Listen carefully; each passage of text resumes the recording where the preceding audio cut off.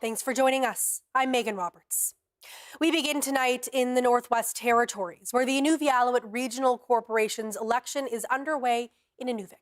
7 candidates for chairperson are making their case to delegates.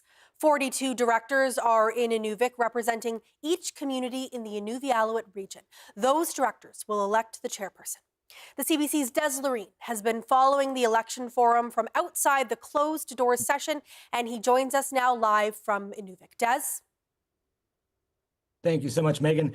Here in Inuvik right now, each of the 6 communities in the Inuvialuit region have 7 directors. All 42 of them are here at the Midnight Sun Complex for their board meeting and have elected a chair. Right now, the live stream just came back from voting, so I think they're going to be announcing this right away. Each representative, like I said, each community has 7 representatives that sit at this table here. The candidates have the seven candidates here have been taking questions all afternoon. They've been fielding questions here from the board. They've been talking about different issues here. A lot of stuff coming up about mental health supports, addiction treatment centers, how to support local businesses. It sounds a lot like communication needs to be. It's a strong point that the directors are saying is a concern here within the Inuvialuit structure. So things like a midterm evaluation were also discussed here for the chair. So like I said, right now, the live feed is happening. There's about 700 people watching it live right now. The election definitely has a lot of support and interest. The Inuvik Community Corporation had a watch party earlier today. I went to go check it out. About a dozen people were there clapping, and we're seeing some handshaking here. Well, we're not quite sure what's going on, Megan, and we'll have an update for you very soon. Thank you guys so much. Okay, thank you so much, Des. We'll let you get back to it. That is the CBC's Des Loreen reporting live in Inuvik, keeping an eye on those Inuvialuit Regional Corporation elections for us. Hopefully we'll have some news for you on that soon. The Dene National Assembly started today in the Northwest Territories. One major theme is unity between nations. Sarah St. Pierre reports from Fort Good Hope. It's time to make that move now. We can't wait. What I mean by that is the world is watching Dene Nation right now. From the Dene National Chief's opening remarks to afternoon presentations about water stewardship, a unified voice, that's the theme that dominated conversations at the Dene National Assembly today. And it's a message that resonated with a special guest at the Assembly. Things are shifting, and we could feel it in our country. And the most important thing, of course, that the Dene chief stresses is that we need to be unified. Now, unity is easier said than done, especially when some regions want to protect their self-governance rights. That's the case of the Clicho delegation. It's back at the assembly table after years not participating beyond elections. 60 delegates are here seeking just that, unity. As I said, we're not opposed to unifying the First Nations in Northwest Territories, maybe just not under the umbrella of Dene Nation as it is right now. And so we're open to having discussions about starting to dialogue, I guess, about how we can work together on what issues. Some of the issues she says the Clicho government is open to collaborating on include housing, policing, and addictions. That's still to come on the agenda, as well as some other big-ticket items, like child welfare services and major projects, and how the Dene Nation can benefit from them. So as far as unity goes, the challenge is going to be to keep that goodwill going all the way until resolutions are adopted on Thursday and have them lead to concrete action. Sarah St. Pierre, CBC News, Fort Good Hope. Parents and students across the Yukon have been frustrated with school bus services this year from the contractor Standard Bus. There have been many cancellations, and some parents have had enough. They've sent letters to government officials asking them to address the issue. One parent has even been tracking the number of cancellations this school year. Isabella Khaleesi has that story. This Yukon school year has been filled with frequent last-minute bus cancellations. frustrating parents and students alike. One parent, named Telek Rogan, decided to keep track of the number of cancellations since August. She says as of January 6, 2026, around 463 bus trips have been canceled out of the total 7,000. She also says out of 83 school days, only 24 of them have had no bus cancellations whatsoever. According to the government of Yukon, approximately 2,800 students rely on the school bus for transportation. It's just one of those things that to me there's no reason that is good enough to cancel transportation to schools who stay open no matter how cold it gets. For parent Melissa Arkwell, these cancellations affect her both mentally and financially. We've had great experiences with standard bus years prior. Like it was an oddity that there would be cancellations. Now it's become regular, like 2-3 times a week. Like it's I want to say there's a few times they've gotten them to school every day of the week on time. She lives a 40-minute drive from her daughter's school and works an hour away in the opposite direction from their home in Carcross. She's supposed to start work at 8 a.m. and her daughter's bus is supposed to pick her up at 7:15. Education Minister Scott Kent says he's aware of the problems parents are facing with standard bus, especially after mass cancellations occurred during December due to extreme cold temperatures. Most of the cancellations during that very cold snap were due to mechanical or driver issues, drivers not being able to get there, or a shortage of drivers, and then of course the communication side of things. So a number of issues that we've brought forward and are continuing to work with Standard on around communications. Come the spring, Kent says the government is planning to launch a school bus tracking app that would notify parents when there's a cancellation. Isabella Calisi, CBC News, Whitehorse. A Yellowknife-based accounting firm is suing the mayor and councillors of Norman Wells in a multi-million-dollar lawsuit. Tamara Merritt reports. 8 years ago, NWT Municipal and Community Affairs, known as MACA, contracted accounting firm EPR Yellowknife to audit Norman Wells' payroll and credit card, which included payments to and from the town's former senior administrative officer, Catherine Mallon. The accounting firm says there wasn't enough resources for a formal audit, and MACA accepted a signed review instead.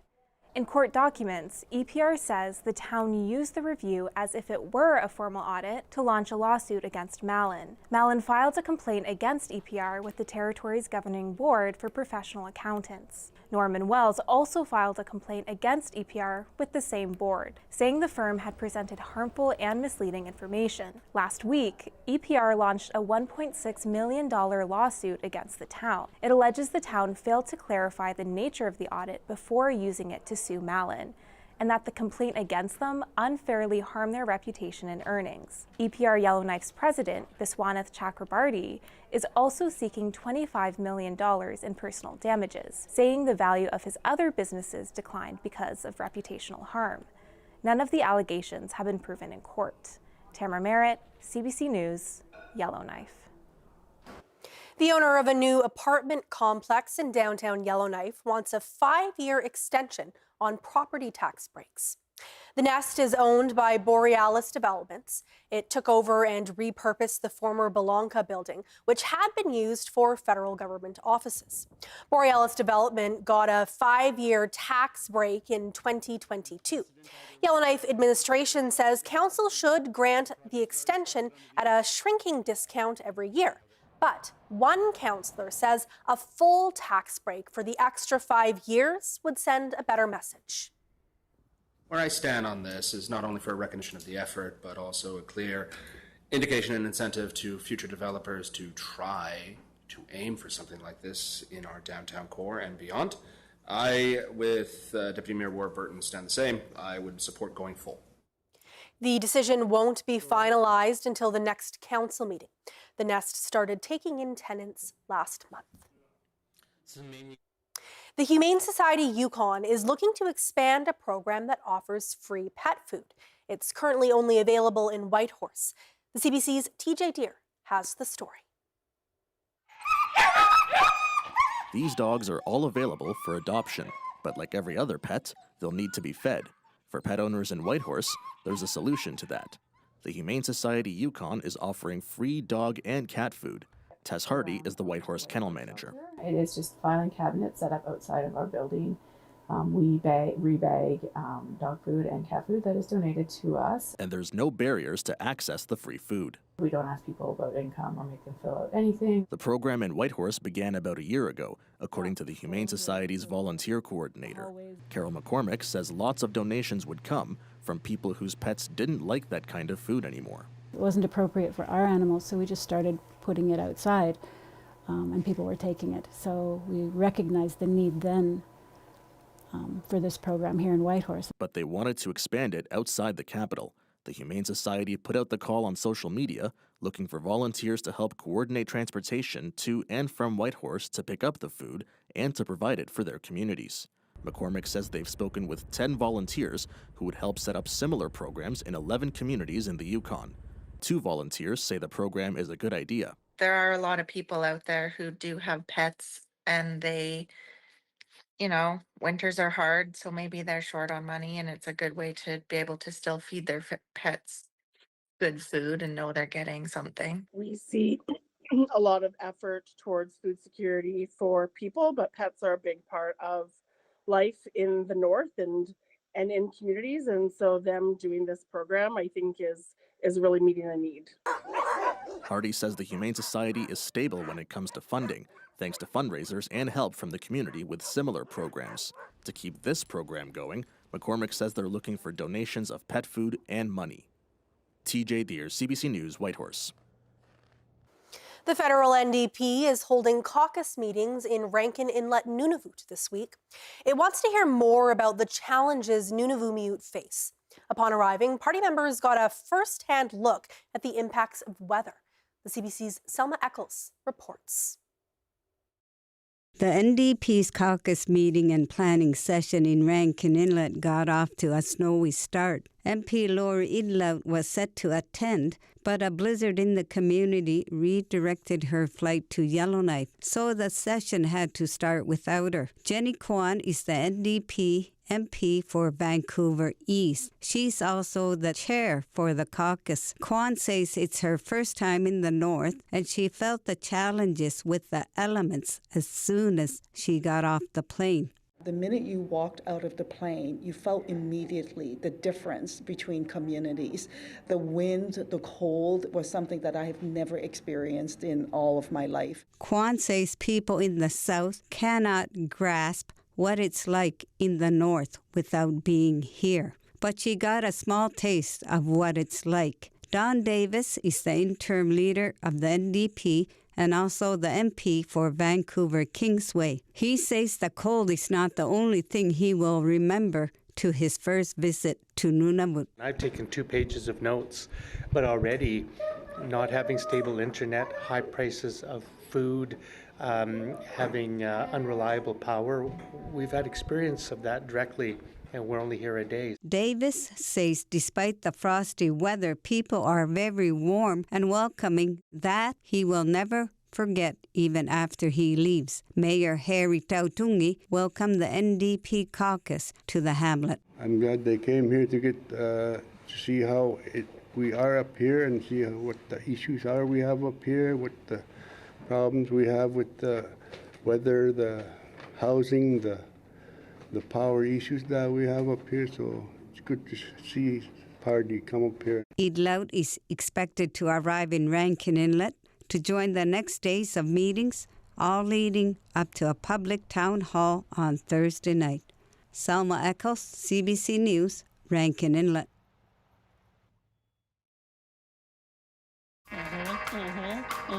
I'm Suresh Das.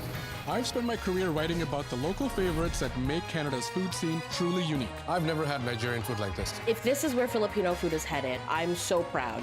From vibrant street food to comforting traditional dishes to innovative personal twists on classics, I believe every bite tells a story. Now, I want to share those stories with you.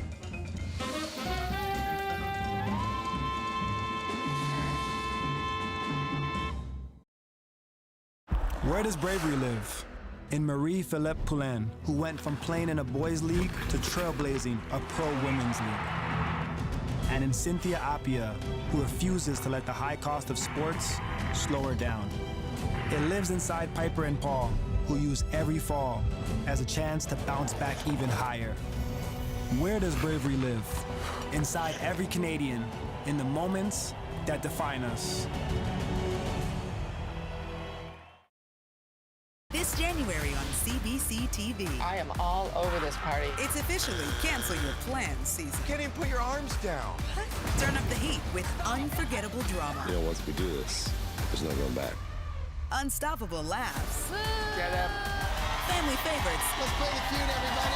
And gripping mysteries. How gruesome indeed. This January, find everything you need to see. Exactly, for sure. On CBC TV. And stream anytime on CBC Gem. I'm heading to the African continent and across the diaspora to speak with activists, artists, athletes. I'm Amanda Paris, always pushing the conversation forward. And this is For the Culture. Are you serious? And shuffles off upstairs, all secretive. I find the process therapeutic. Coronation Street on CBC TV and stream on CBC Gem.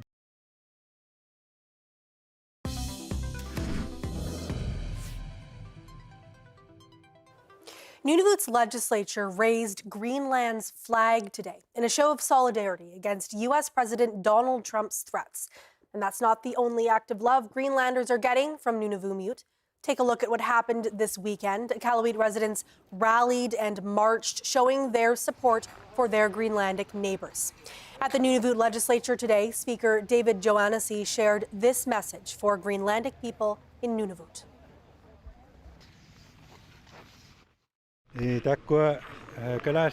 For the people from Greenland that are living here in Iqaluit or in Nunavut, we are thinking of you. We are with you, we stand with you, and we will be vocal. Johannesy says Inuit organizations work closely with Greenland and will keep supporting them. Prime Minister Mark Carney is making international headlines for what he said on Tuesday in Davos, Switzerland. It was a hard-hitting address to the World Economic Forum and a thinly veiled swipe against the U.S. The CBC's Ashley Burke has the details.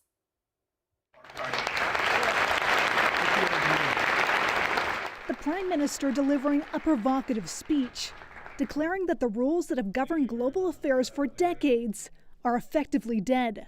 The old order is not coming back. We shouldn't mourn it. Nostalgia is not a strategy. But we believe that from the fracture, we can build something bigger, better, stronger, more just. Mark Carney telling business and political leaders in Davos that Canada has to accept a world where big powers are using economic might to coerce. The middle powers must act together because if we're not at the table, we're on the menu. Carney not naming the U.S., but sending a clear message, saying it's time to criticize economic intimidation no matter what. It means acting consistently, applying the same standards to allies and rivals. The Prime Minister aligning himself with European allies during Donald Trump's latest economic threat against those resisting his bid to take over Greenland. Canada strongly opposes tariffs over Greenland. How are you? I'm fine.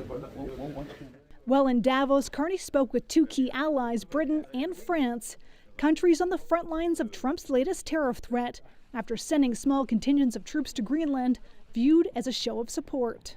Prefer respect to bullies. We do prefer science to plotism. And we do prefer rule of law to brutality. The Foreign Affairs Minister asked if Canada will do the same to support sovereignty exercises the Danes are planning. Regarding future deployments and future exercises, those are decisions that the Minister of National Defence makes together with the Chief of Defence Staff. For all of his bluntness, Carney seemed to do everything to ensure that he didn't directly name Donald Trump in his speech. The U.S. president is expected to deliver his own address here on Wednesday, just as Carney is expected to leave. The Prime Minister's office says that so far there is no meeting scheduled between the two leaders. Ashley Burke, CBC News, Davos, Switzerland. While Carney meets with global leaders in Switzerland, Governor General Mary Simon is on an official trip to Mexico. She was greeted there on Monday by the Mexican foreign minister. During her trip, Simon will meet with Mexican President Claudia Sheinbaum. The Governor General's itinerary says they will discuss shared values. The trip is happening as the Prime Minister shores up trade ties overseas to reduce Canada's economic reliance on the United States. Mexico is Canada's other partner in the North American Free Trade Pact, which is up for a mandatory review in July. CBC News has learned the Canadian government will soon reveal its new auto policy, and it's expected to give preferential treatment to foreign automakers who build their cars in Canada. As Jason Vio reports, that's something industry experts have been calling for years. We have needed one for decades. It's essential now that we have one. And one is in the works from the federal government. A source tells CBC News a Canadian auto policy is expected to be released next month. In it, they say the feds will give preferential access to foreign car makers who make vehicles in this country. Experts say this will help set the tone for how Canada wants its auto industry to look amid all the uncertainty with the U.S. Because every time you turn around, our friends in Washington do something different, change their mind, put on a new tariff, take off an old tariff. Now, the Canadian government has taken a bit of a different road compared to the U.S. last week, announcing it will let 49,000 Chinese-made EVs into the country with just a 6.1% tariff. That's down from 100%. And that has local unions on edge. They, too, are pushing for an auto policy immediately because Canadian jobs are on the line. It was for every car sold here, you had to build one here. And you had to build a percentage of the parts here. So that's why we have all this industry.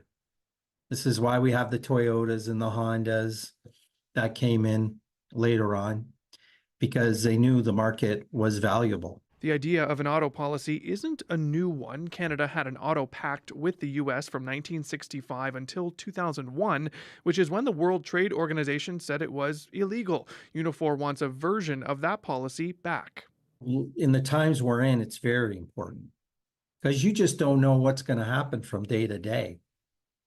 I'll wake up in the morning and then all of a sudden I get my phone starts blowing up, and it's because there's a decision that was made just by using words, let alone not even have anything on paper. It's unclear when next month this auto policy may be announced or what more will be in it. The federal government didn't respond to our request for a comment on the record, but auto expert Peter Fries says the policy needs to include language around vehicle assembly, auto parts, logistics, the use of Canadian materials, and the use of workers in this country to help both build and design the vehicles. Jason Vio, CBC News, Windsor. A comedy series that takes place in Nunavut is back. North of North officially started production on its second season. APTN, CBC, and Netflix made the announcement on Tuesday. The new season continues the story of Siaya as she builds a new life in the small community of Ice Cove. Filming is taking place in Inuvialuit and Toronto. Here's a glimpse of the cast on set. We're so excited to be back filming season 2 of North of North. It's getting hot over here.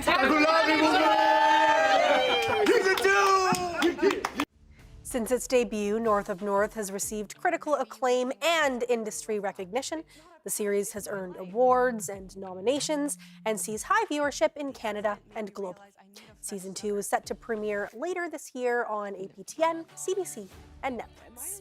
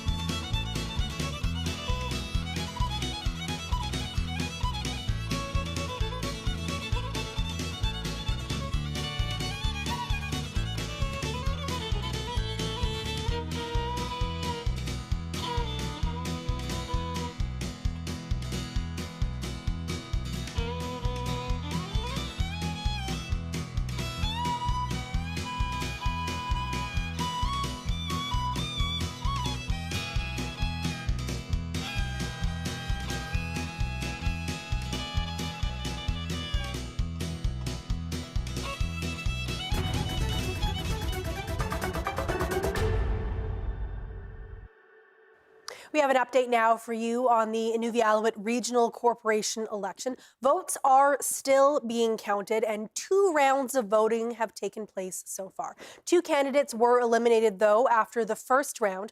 Those are Kurt Wainman and Lawrence Rubin. Directors from each community in the Inuvialuit region have voted again, and we will have more tomorrow on those results and hopefully a clear picture of who will be the next chairperson of the Inuvialuit Regional Corporation. That's Northbeat for tonight. For news anytime, go to cbc.ca/north. Thank you for watching. I'm Megan Roberts. We leave you tonight with some images from the Dene National Assembly in Fort Good Hope, NWT. Have a good night.